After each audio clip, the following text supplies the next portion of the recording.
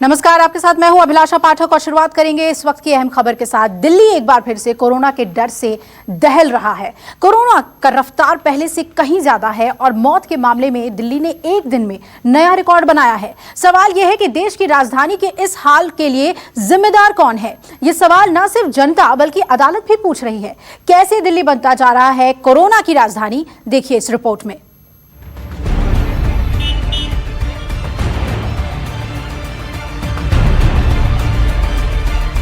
Corona से तड़पती दिल्ली। दिल्ली के दर्द का कौन है जिम्मेदार?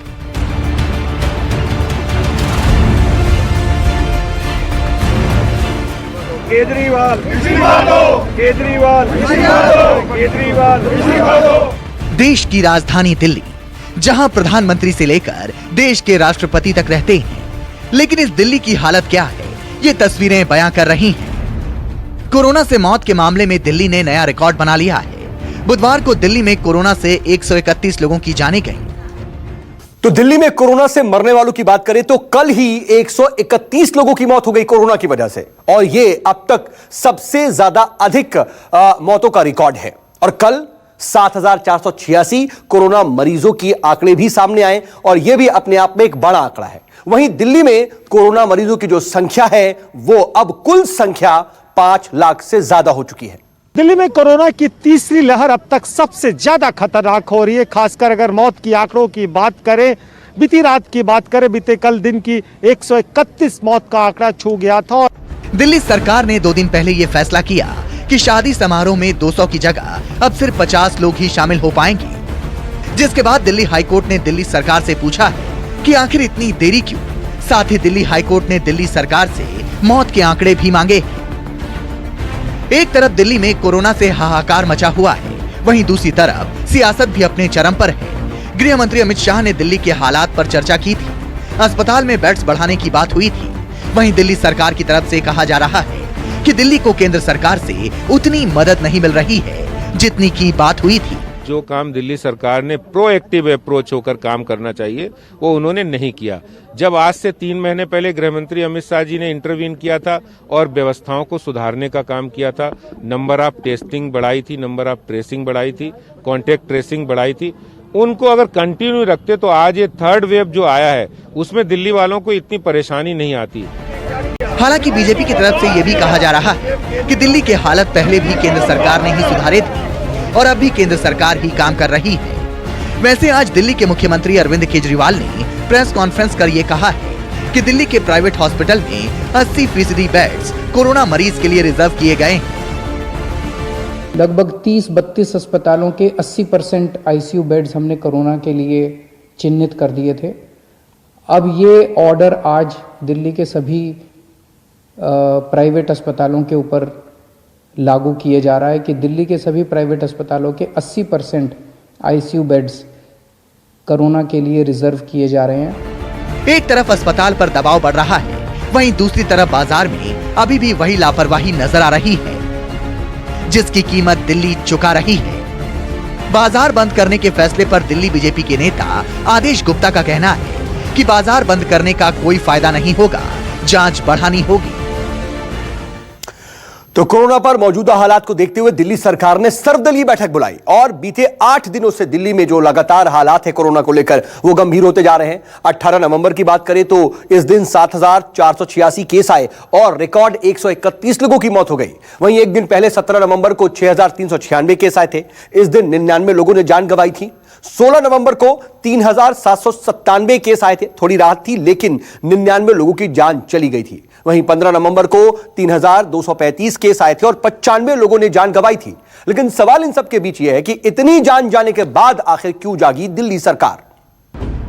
जाहिर है दिल्ली में अगर कोरोना की दूसरी लहर लोगों को अपनी चपेट में ले रही है तो इसमें लापरवाही के साथ साथ सरकार की सुस्ती का बड़ा रोल है, जिसको लेकर दिल्ली हाईकोर्ट भी सरकार से सवाल पूछ रही है। और साथ ही दिल्ली के लोगों के दिलो दिमाग में ये सवाल है कि आखिर देश की राजधानी का ये हाल है तो फिर बाकी जगहों की क्या बात की जाए। Bureau report, news 24। कोरोना के खिलाफ जंग में सिस्टम कभी चुस्त तो कभी सुस्त नजर आ रही है। कल दिल्ली से नोएडा आने वाले लोगों का ताबड़तोड़ जांच किया गया, लेकिन आज नजारा बदला बदला सा था और यही सुस्ती कोरोना के खिलाफ जंग को कमजोर कर देती है।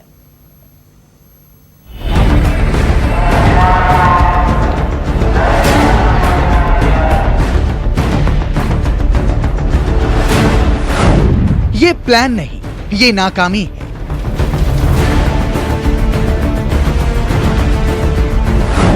नींद से सरकार देर से क्यों जागती है?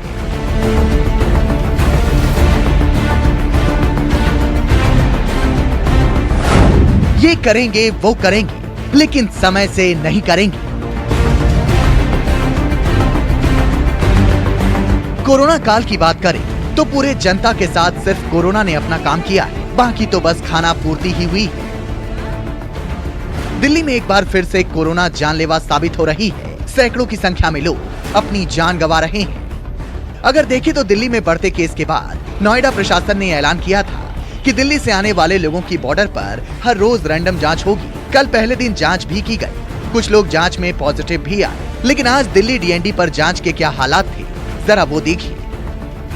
आज हम इस वक्त डीएनडी जो फ्लाईवे मौजूद है, जो सीधे दिल्ली से नोएडा को कनेक्ट करती है, यहाँ पे अभी तक टेस्ट की शुरुआत नहीं हुई है, लेकिन कल अगर बीते कल की बात करें तो वाकई यहाँ पे एंटीजन टेस्ट किया जा रहा था और प्रशासन की तरफ से न केवल ये बल्कि मयूर विहार जो बगल का इलाका है वहाँ से भी दिल्ली से आने वाले गाड़ियों को रोक के पैसेंजर से आग्रह करके उनका एंटीजन टेस्ट किया जा रहा है। अब जरा रैंडम जांच की बात कर लेते हैं। दरअसल दिल्ली नोएडा पर कल 165 लोगों की कोरोना जांच हुई, इनमें 3 लोग संक्रमित पाए गए।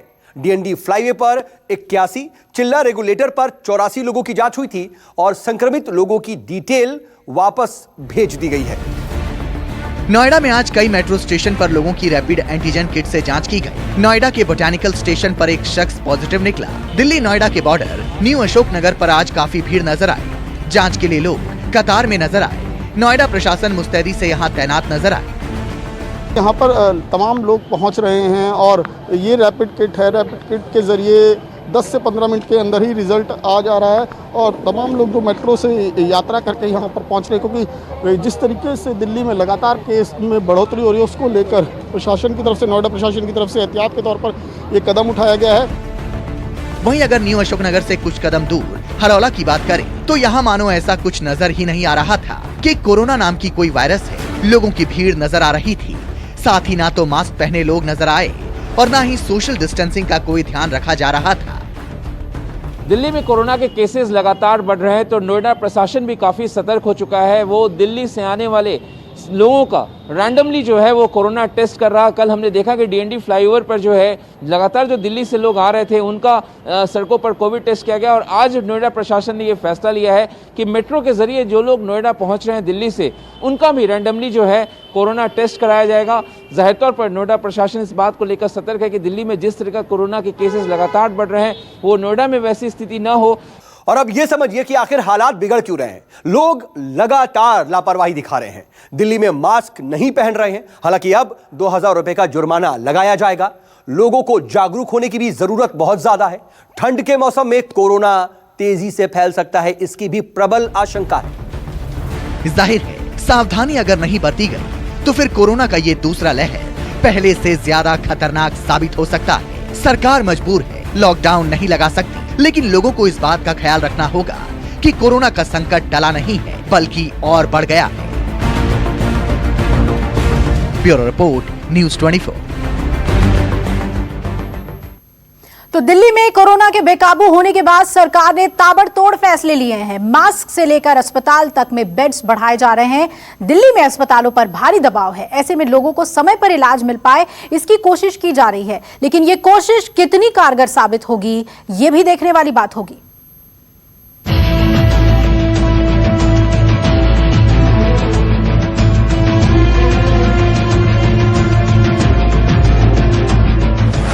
कोरोना का वार, एक्शन में सरकार। कोरोना को हराना है तो रहना होगा सावधान। कोरोना के कहर के बीच बढ़ गई है टेंशन। तेजी से बढ़ते आंकड़े और घटती स्वास्थ्य सेवाओं ने दिल्ली में हालात को भयानक बना दिया है। इसी कड़ी में दिल्ली के मुख्यमंत्री अरविंद केजरीवाल जीटीबी अस्पताल पहुंचे। अरविंद केजरीवाल ने कहा कि जीटीबी अस्पताल में 232 आईसीयू बेड बढ़ाने की बात पर सहमति हो गई है। इसके अलावा केजरीवाल ने कहा कि दिल्ली की धर्मशालाओं में 663 आईसीयू बेड बढ़ाए जाएंगे। मार्केट बंद किए जाने को लेकर केजरीवाल ने कहा कि बहुत जरूरी हुआ तो 1-2 मार्केट बंद किए जाएंगे। दिल्ली सरकार के जितने हॉस्पिटल्स हैं उनमें हमें उम्मीद है कि अगले कुछ दिनों के अंदर 663 आईसीयू बेड्स टोटल, जो 238 जीटीबी के हैं वो मिला के 663 आईसीयू बेड्स हम लोग अगले कुछ दिनों में बढ़ा देंगे। बीते 24 घंटे की बात करें तो इसमें रिकॉर्ड 131 लोगों की मौत हुई। अब तक का सबसे अधिक आंकड़ा है ये एक दिन में कोरोना से मरने वालों का। और इससे पहले 12 नवंबर को 24 घंटे में 104 लोगों ने दिल्ली में दम तोड़ा था कोरोना से। वहीं 9 नवंबर से 18 नवंबर तक 59,532 मामले दर्ज हो चुके हैं। यह भी चिंता का सबब है। दिल्ली में अब तक 4.5 लाख लोगों ने कोरोना को मात भी दी है। दिल्ली में कोरोना की बढ़ती रफ्तार को देखते हुए गृह मंत्रालय ने बड़ा कदम उठाया है। गृह मंत्रालय ने एक्सपर्ट की 10 टीमों का गठन किया है। ये टीम दिल्ली के अस्पतालों का दौरा करेगी। ये टीम अस्पतालों की टेस्ट क्षमता से लेकर इलाज तक का जायजा लेगी। इसके पहले कोरोना को मात देने के लिए दिल्ली एयरपोर्ट के पास बने कोविड अस्पताल में 250 आईसीयू बेड बढ़ाए गए हैं। शकूर बस्ती रेलवे स्टेशन पर रेलवे कोच में भी 800 बेड बनाए गए हैं। कोर्ट की फटकार के बाद केजरीवाल सरकार पूरी तरह से एक्शन में नजर आ रही है। अरविंद केजरीवाल ने दिल्ली में कोरोना की स्थिति पर सर्वदलीय बैठक के बाद इसका ऐलान किया है।